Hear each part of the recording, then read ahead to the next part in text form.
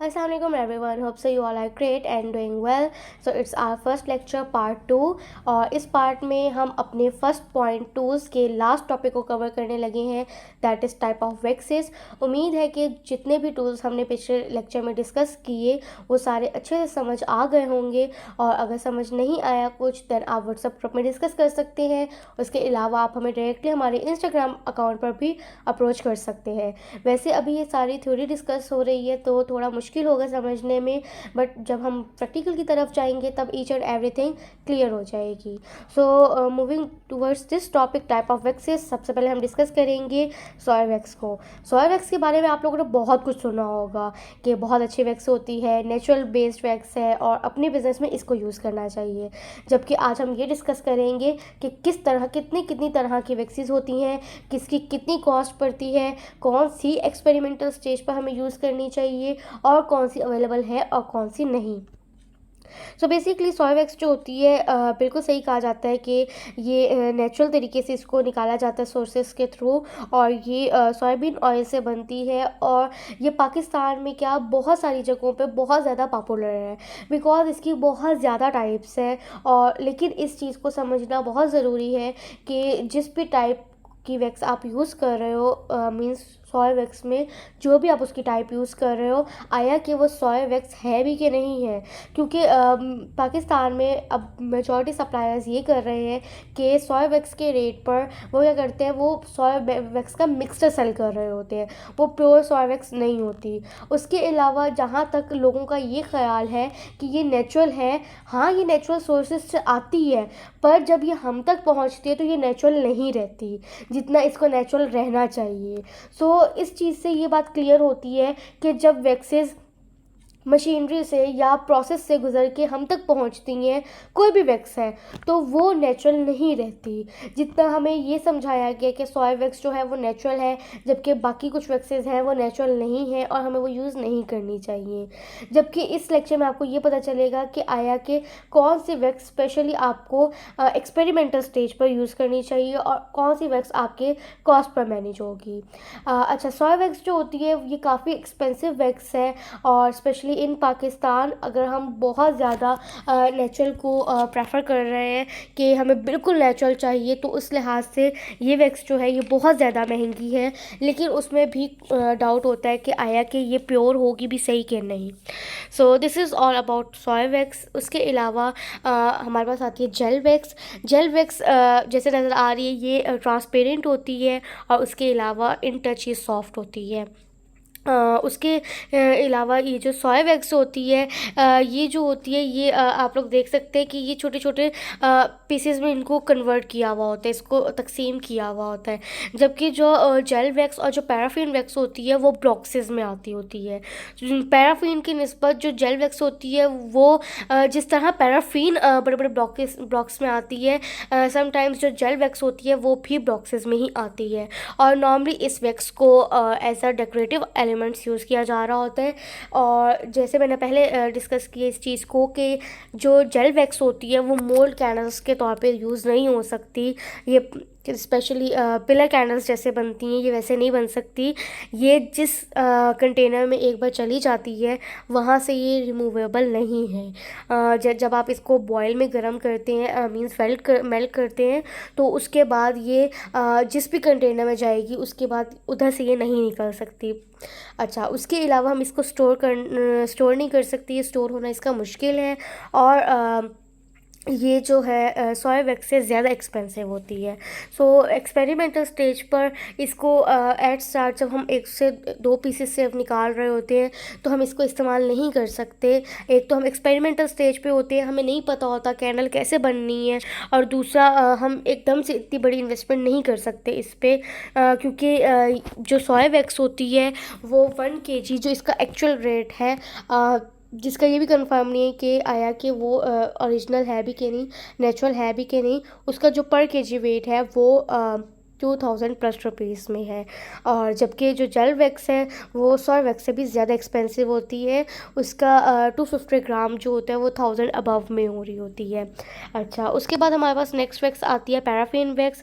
Experimental stage पे अगर हम इसको देखें तो पैराफिन वैक्स ज़्यादा अफोर्डेबल और ज़्यादा बेटर है। और उसके अलावा क्योंकि इसका जो पर केजी होता है वो 750-850 समथिंग में बहुत आसानी से मिल जाता है। उसके अलावा ये कन्वर्टेबल होती है। ये पिलर कैनल्स में भी पिलर मोल्ड्स में भी बन सकती है।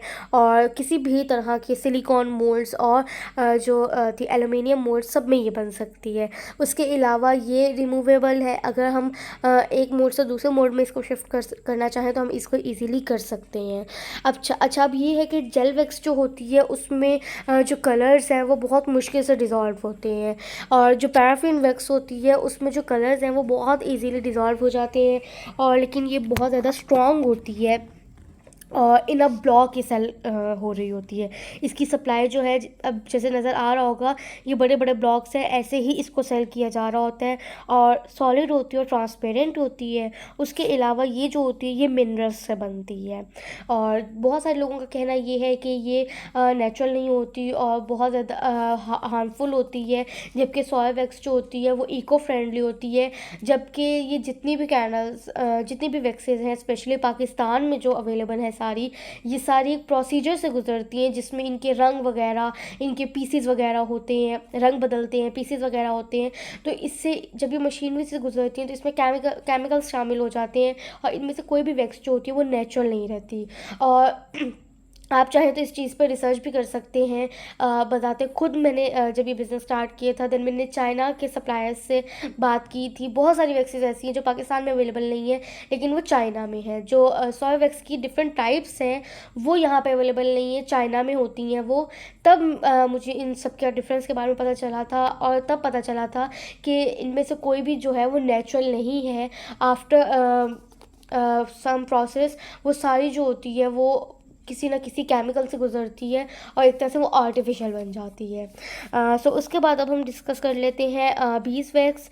बेसिकली देखने में आपको लग रहा होगा ये बीज वैक्स और ये जो पैराफिन वैक्स है ये सेम है। जबकि जो पैराफिन वैक्स है वो वाइट ब्लॉक्स में और बड़े बड़े ब्लॉक्स पे आप देख रहे होंगे। जबकि जो बीज वैक्स है उसका ये है कि ये इन कलर येलो होती है। और ये येलो क्यों होती है, बेसिकली ये 3 से 4 वैक्सेस को बनाकर बनती है। और 3 से 4 वैक्सेस को बनाने के अलावा बेसिकली ये जो होती है वो हनी बी से निकलती है, हनी बीज से निकलती हैं। और उसकी वजह से जो इन फ्रेगनेंस और इन कलर ये येलो होती है। अच्छा, अब क्या होता है कि बेसिकली जब ये 4 वैक्सेस से निकलती है तो इसको हम एज अ कैंडल यूज़ नहीं कर सकते। ये वैक्स जो है ये नॉर्मली कॉस्मेटिक्स और जो हमारी होती है कॉस्मेटिक्स जैसे कि लोशंस, लिपस्टिक्स इन चीज़ों में यूज़ होती है क्योंकि समहाउ ऑयली भी होती है। और उसके अलावा अगर हम इसको कैंडल में यूज़ भी करना चाहते हैं तो जो बॉडी कैंडल होती है ये उसमें यूज़ होती है जिसको एज अ लोशन हम जिस कैंडल को एज अ लोशन हम यूज़ कर सकें। उसके अलावा अभी ये कलर येलो है, ठीक है, हमें येलो नज़र आ रहा है। जब ये हम तक सप्लाई होके आती है तो ये कलर जो होता है ये वाइट हो चुका होता है।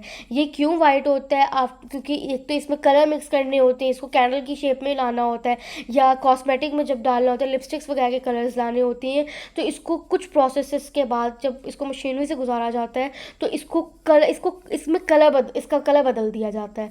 तो जिसकी वजह से अब आप खुद सोचें कि जिस वैक्स का हमें ये कहा जाता है इतनी नेचुरल है और सोए, पैराफिन और जेल इन सबसे ज़्यादा इसको नेचुरल कंसीडर किया जाता है। तो आप लोगों को क्या लगता है जब इसका कलर बदलता होगा तो ये क्या नेचुरल रह जाती होगी? ये नेचुरल नहीं रहती, इनमें से कोई भी वैक्स नेचुरल नहीं होती। सो इस चीज़ से तो बिल्कुल ही निकल जाए। हाँ, फिर भी अगर आप लोग चाहते होते हैं कि हम नहीं बहुत अच्छी पॉपुलर वैक्स यूज़ करेंगे, सोए की तरफ जाएंगे या जेल की तरफ चले जाएंगे या बीस वैक्स की तरफ चले जाएंगे, देन फिर इसका बेहतरीन हल ये होता है कि बाहर से मंगवा के बाहर ही सेल कर दिया जाए। जबकि पाकिस्तान में ये होता है कि पाकिस्तान में लोग क्वालिटी से ज़्यादा प्राइस कॉन्शियस हैं। और मुझे लगता है जब प्राइस कॉन्शियस हो जाए लोग तो फिर क्वालिटी पे हाँ कॉम्प्रोमाइज़ तो ना करें लेकिन कोशिश ये करें कि अपनी कॉस्ट को जितना मिनिमाइज़ कर सकते हैं उतना मिनिमाइज़ करें। ओके। तो उसके अलावा इसको रेस कर लेते हैं। अच्छा, नेक्स्ट जो हमारी वैक्स है बेसिकली वो है coconut and butter wax. Coconut and butter wax basically ये भी बड़े बड़े बॉक्सेस में ही आती है और ये बहुत सॉफ्ट सी वैक्स होती है और ये जो होती है बेसिकली ये एनिमल्स से निकलती है, ठीक है, उनके थ्रू बनती है। उसके अलावा इसलिए ये बहुत ज़्यादा सॉफ्ट होती है और आपको इसके नाम से भी पता चल रहा होगा, लेकिन ये सारी वैक्सेस से बहुत ज़्यादा एक्सपेंसिव होती है। और उसके अलावा इसको इजीली हम कैंडल के लिए यूज़ कर सकते हैं, लेकिन इसमें इटसेल्फ अपनी ही स्मेल होती है जिसको अगर हम मतलब जब आप तक ये पहुंचती है तो उसको बहुत कम कर दिया जाता है या बिल्कुल ख़त्म कर दिया जाता है। तो जब वो ख़त्म होती है तो आपको क्या लगता है कि वो ऐसे ख़त्म हो जाती होगी?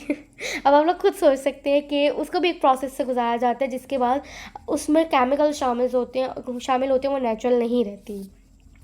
उसके बाद है हमारे पास जो नेक्स्ट वैक्स है वो है क्रिस्टल वैक्स। बेसिकली जो क्रिस्टल वैक्स होती है छोटे छोटे दाने टाइप होती है और ये भी पाकिस्तान में अवेलेबल नहीं है और मेजॉरिटी इसको जो है वो एज अ डेकोरेशन यूज़ कर रही होती है कैंडल्स में। अक्सर आपने देखा होगा बाहर के जो लोग हैं वो इसको कैंडल में कैंडल बनाने के लिए यूज़ नहीं कर रहे होते, इसमें इसकी डेकोरेशन बनाने के लिए यूज़ कर रहे होते हैं।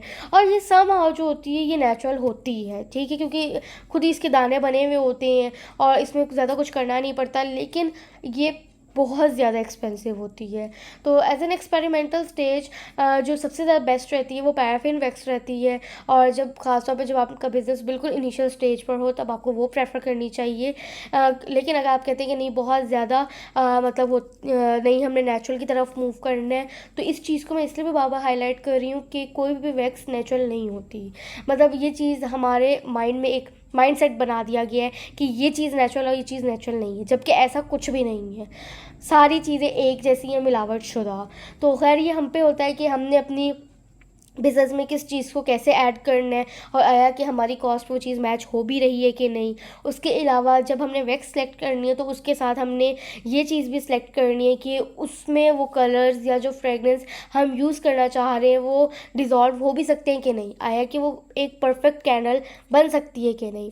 तो इस चीज़ को स्टडी करना आप सबका काम है। आप लोगों ने सोचना होता है, खुद सोचना है इस चीज़ पे कि किस चीज़ को आपने किस वैक्स को अपना प्रोडक्ट का हिस्सा बनाना है और उसके सप्लायर्स का आप लोगों ने किस लिहाज से रिसर्च करनी है, क्योंकि आप पे डिपेंड करता है। That's all from today. Thank you so much for your time.